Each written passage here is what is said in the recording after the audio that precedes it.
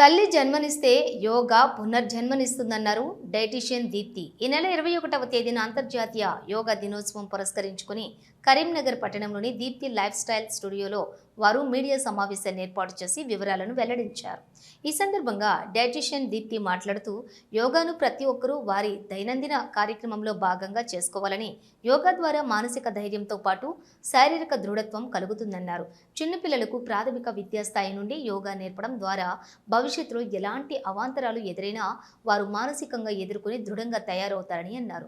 ప్రస్తుత సమాజంలోని మహిళలు ఇటు ఉద్యోగంతో పాటు కుటుంబాన్ని చూసుకుంటూ ఉన్నారు కాబట్టి వారికి ఒత్తిడి అధికంగా ఉంటుందని, అలాంటప్పుడు వారి దైనందిన కార్యక్రమాల్లో యోగాను భాగంగా తీసుకుంటే అటు ఒత్తిడి దూరం అవడంతో పాటుగా శారీరకంగా కూడా దృఢంగా ఉంటారని తెలిపారు. ముఖ్యంగా గర్భిణీ స్త్రీలు యోగా చేయడం వలన సహజ ప్రసూతి కలిగే అవకాశాలు ఎక్కువగా ఉన్నాయని, అంతేకాకుండా యోగా ద్వారా పుట్టబోయే బిడ్డకు మరియు తల్లికి ఒక అవినాభావమైన యోగా సంబంధం ఏర్పడుతుందన్నారు. భవిష్యత్తులో తల్లి యొక్క మానసిక ఒత్తిడిని ఈ పిల్లలు గ్రహించి వారికి అనుకూలంగా ఉంటారని తెలిపారు. ఈ సంవత్సరం భారత ప్రభుత్వం తీసుకున్నటువంటి నిర్ణయం మేరకు 1 ఎర్త్ 1 హెల్త్ అనే నినాదం ద్వారా ప్రతి ఒక్కరూ వారి జీవితంలో యోగాను ఒక భాగం చేసుకోవాలని, అదేవిధంగా ప్రతి ఒక్కరూ ఒక మొక్క నాటి ఇటు మన ఆరోగ్యంతో పాటు నేల తల్లిని కూడా సంరక్షించాలని సూచించారు.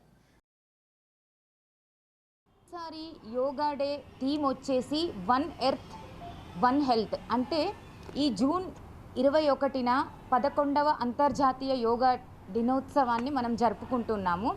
ఇందులో మనకి ఈసారి మోడీ గవర్నమెంట్ చెప్పేది ఏంటి అని అంటే, ఈ యోగా డే రోజు 1 ఎర్త్ 1 హెల్త్ అంటే ప్రతి ఒక్క పర్సన్ యోగా చేస్తూ ఒక ట్రీని ప్లాంటేషన్ చేయాలి, అంటే మన ఎర్త్ని కూడా కాపాడుకోవాలి అనే థీమ్ అనేది ఈసారి మెయిన్గా తీసుకురావడం అనేది జరిగింది.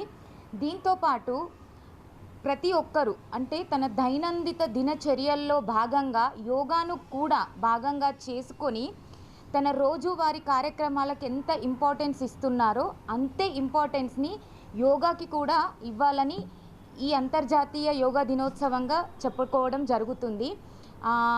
స్కూళ్ళలో కానివ్వండి, కాలేజీలలో కానివ్వండి, ఈవెన్ ప్రతి ఇంట్లో యోగాను ఒక 45 నిమిషాల పాటు చేయడం వల్ల ప్రతి ఒక్కరు ఆరోగ్యంగా ఉంటారు. స్కూల్ పిల్లలకి చేయాలి అంటే ఫస్ట్ ఫిమేల్ చేయాలి. ఫిమేల్ ఇంట్లో ఎన్ని పనులు ఉన్నా కూడా ఒక 45 నిమిషాల పాటు చేయడం వల్ల ఇంట్లో అందరూ కూడా చేయడం అనేది